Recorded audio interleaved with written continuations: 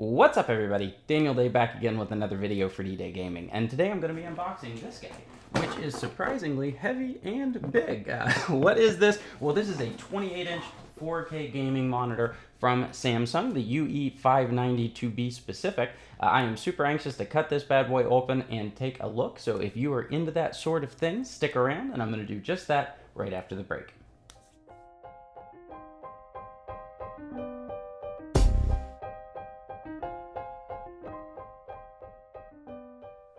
Okay, so for those of you that have been following my channel for a while, you may have already started to pick up on the fact that the monitor pictured on the front of this box right here looks a heck of a lot like that guy right there. And there is a reason for that. They are absolutely identical. So I actually have had this monitor for quite a few months at this point, and I like it quite a bit and decided it was finally time to pick up an identical one to put beside it. I suppose you can't really pile on higher praise than that, having actually owned one of these for several months and going out of my way to pick up an identical one to match it. So yeah, very, very happy with this monitor thus far. I actually already have a second monitor on the desk, but you'll notice it is never on camera in my videos, and that is because it's from a different manufacturer. It's only 1080p, it's not the same size, and it kind of bugs me, so I thought it might bug you guys as well. But maybe we won't have to worry about that anymore. Although, in all fairness, I am not 100% sure that I can fit two 28-inch monitors on this little desk right here. So we're gonna give it the good old college try, but if it doesn't work, I suppose it is time for me to start shopping for a new desk, huh? All right, with that out of the way, a couple of other things just real quick. First off, just wanted to mention, as always, that this is not a sponsored video. Paid for this bad boy right here and this guy with my own money. Also wanted to mention that for anybody that wanted a specific model number, this is actually the U28E590D, and that E in the middle of the model number is actually really, really important. There is also a D series of this monitor that is older. It's one model year older, still floating around out there that you could pick up. And for anybody that's coming here to watch this that is interested or in the market right now for 4K monitors, just wanted to point out this is the E series. And while the monitors are largely identical, there are several differences, two of which are really, really important to me. And the first off is that this E series actually can be Vesa mounted natively. There are Vesa holes drilled into the back of it, which is not the case on the D series. And most importantly to this guy right here, this particular version of the monitor, the E series, actually has an HDMI 2.0 port on the back, which actually will allow you to play games in 4K at 60 frames a second, as opposed to the 30 frames a second that the D series capped out at. Now, of course, that's all assuming that you've got a gaming PC that can handle 4K gaming at 60 frames a second, but since I do, this matters quite a bit. So, all right, with that out of the way, I suppose it is probably about time to go ahead and get the camera moved around, get the lights moved around so that we can give this guy a proper unboxing video. So if you'll give me a second, I'll do just that and I'll be right back. Okay, so moved a bunch of stuff around on my desk trying to make room for this ginormous box. Hopefully it is all in frame at this point, but did want to mention that I normally try and show off all angles of the packaging before we actually cut it open, but in this particular case, that's probably not the best idea. It is just so big. But as it turns out, luckily, the front and the back of the box are absolutely identical. You've got kind of a cool top-down front-on shot of the monitor here, and then a cool side view right here. Also mentioned that it is a 4K UHD monitor, and then the top and bottom and sides are actually pretty boring, just a bunch of white sides with lettering on them, Samsung logos. But on the right-hand side over here, they do actually have a few badges to let prospective buyers know that this is an AMD FreeSync compatible monitor, also that it's flicker free, and then they also have one to mention that there is an eye strain reduction mode on this monitor, which is not my particular cup of tea,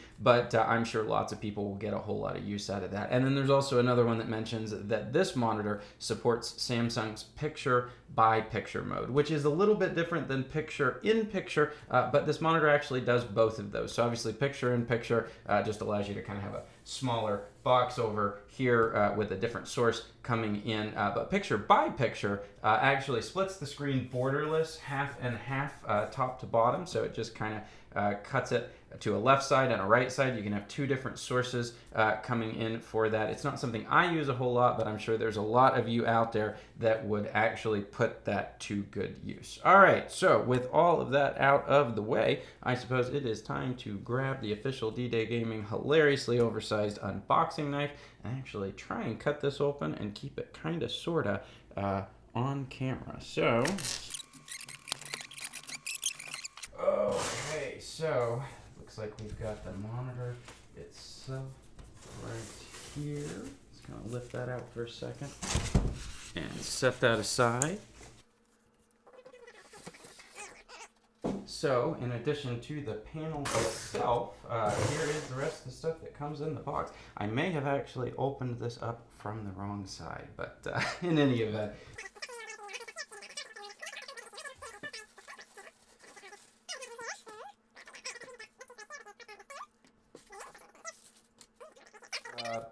Okay, so real quick before we get the panel itself back up here, just wanted to kind of cover the rest of the stuff that came in the box. So you've got the main stand portion right here, and actually a couple of little screws here that you have to screw in, as I recall from last time, and the other part of the stand right here that kind of snaps down in there.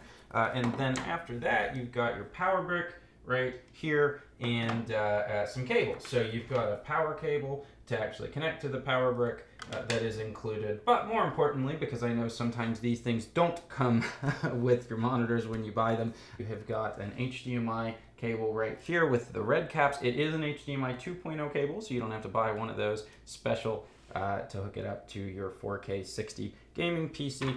And then here with the white caps, you have got a full-size DisplayPort cable right here. So important to note that it is full-sized, so for any of you that have got mini DisplayPort connectors, which most of the time, but not always, means Mac users, you will probably need an adapter to convert this from full-size DisplayPort down to mini DisplayPort, or you can just buy a cable like I did that's actually just mini DisplayPort to DisplayPort, no adapter required. Picked one up on Amazon real cheap when I bought the first monitors. Okay, so with that out of the way, let me move this stuff and get the panel back up here. All right, so before we put this thing together and hook everything up, just wanted to take a quick look at the front and the back of the monitor and explain a few things for you guys. So first off, this is basically a matte panel, which I prefer. It's not a crazy gloss panel or anything like that, so definitely dig that quite a bit. Works out very, very well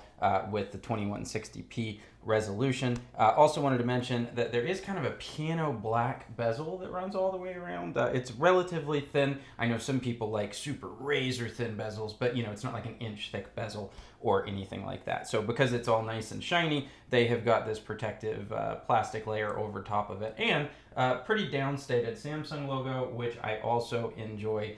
You know, on a lot of my Samsung 4K TVs, it lights up crazy colors and all of that. So it's nice that it's just kind of a downplayed logo right here. Also wanted to mention, if this shows up on camera right here, that there is a nice kind of metal bezel that runs all the way around. Not sure if it's real metal or just plastic made to look like metal, but it's got kind of a mirrored finish, kind of brushed aluminum thing going on. And so again, they've protected that so that it did not get scratched up during shipping. So yeah, very, very nice when you're looking at it from the top or from the sides. I enjoy that quite a bit. Now, let me flip this over carefully. Try not to hit the camera. Okay, so this is the back of the monitor, and really this is where the bulk of the questions that I have seen online kind of pop up with this thing. So I figured, since I have already pulled some of my hair out and done all of the research, I would maybe save some of you guys a few problems if you were actually in the market looking for one of these, or maybe you just purchased one. So first off, these are the Vesa mounting holes right here surrounding the Samsung logo. And as I mentioned earlier, those are not there on the older D series. So here's a sign that you've actually got the newer one right here. But you'll notice they're pretty high up on the back of the monitor. They're basically at the top. So what that means is that if you are going to mount this thing, make sure that when you're doing your measurements, you realize that that means that you're actually mounting it from the top. You know, most televisions, the mounting holes are mostly centered, and so that means that wherever you kind of center your bracket, that's the height that your monitor is going to be at. But in this particular case, you're kind of mounting it from the top, and so you've got to care for that so you don't end up with a monitor higher or lower than you were planning on. Next up, we have got this right here. This is a cable management clip. It is very, very nice. I use it on mine. It's built into the back of the monitor already. It's not something you need to snap on. So yeah, really, really appreciate that. And this is where we're going to be attaching the stand in just a minute. Now, this stand for this monitor does not pivot, or rotate or anything like that, but it does allow you to adjust the angle. So it's always going to be at the same height on your desk unless you mount it, of course, using these, but you can kind of tilt it, back away from you at an angle. You do have that. This right here is a Kensington lock port, if for some reason you need to lock that so nobody steals it.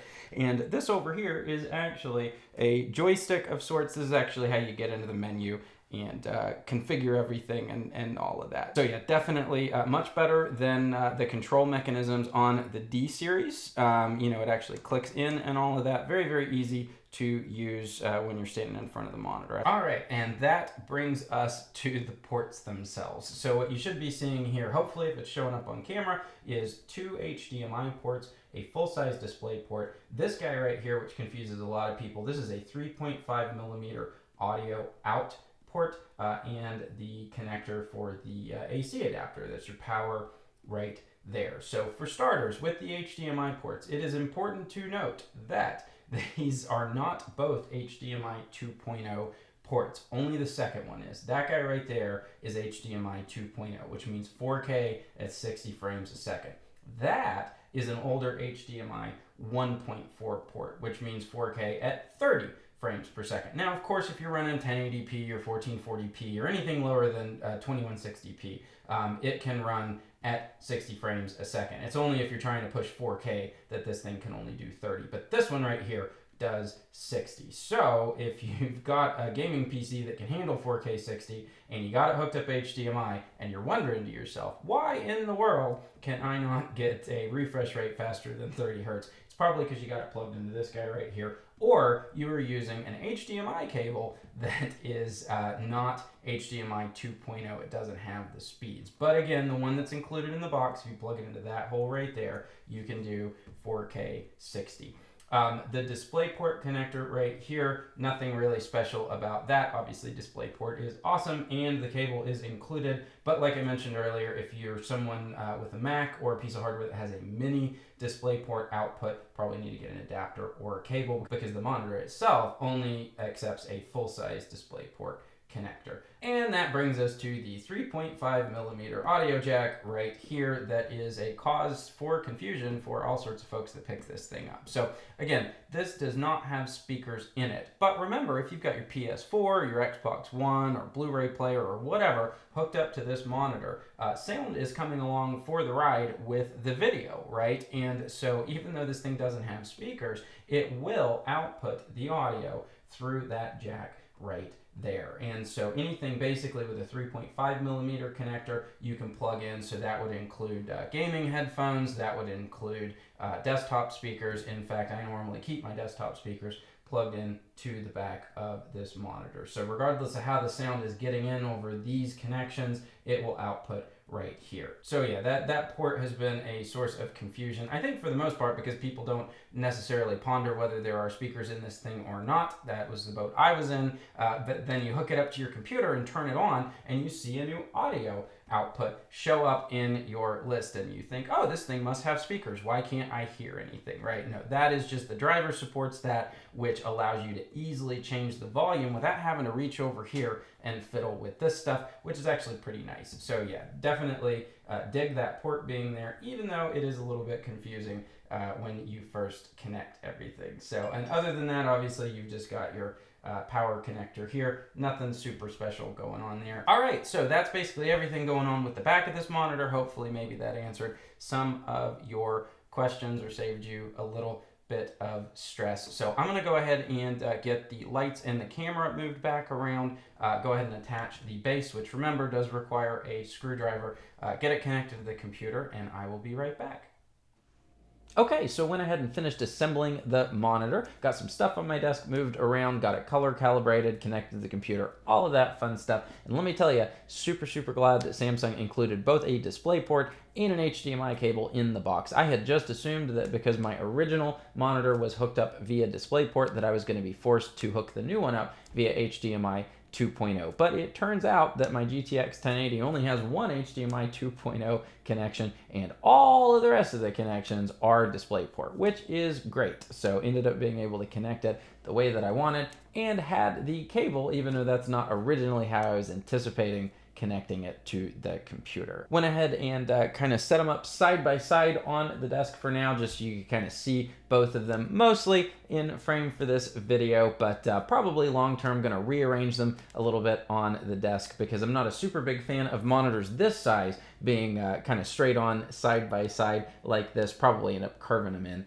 just a little bit. They're just too big to reasonably use that way. But one thing that is for sure at this point is I am gonna need to start researching picking up a bigger desk. This thing over here is basically almost hanging off the desk at this point. So I will get to work on that. But in the meantime, figured there was a couple of other things I should mention about this monitor very quickly. Like I said, I've had one of them for several months. It has been fantastic for me. So for any of you that care about the panel type on this particular monitor, it is a TN panel as opposed to, say, for instance, IPS or VA. There are several different kinds of LCD screens floating around on the market today. And this is a TN panel. It's an incredible TN panel. And so what that basically means in this particular case is you get really good viewing angles, not quite as good viewing angle wise as the IPS panels that I've got on my MacBook Pro or my iMac, for instance, but for a TN panel, absolutely incredible.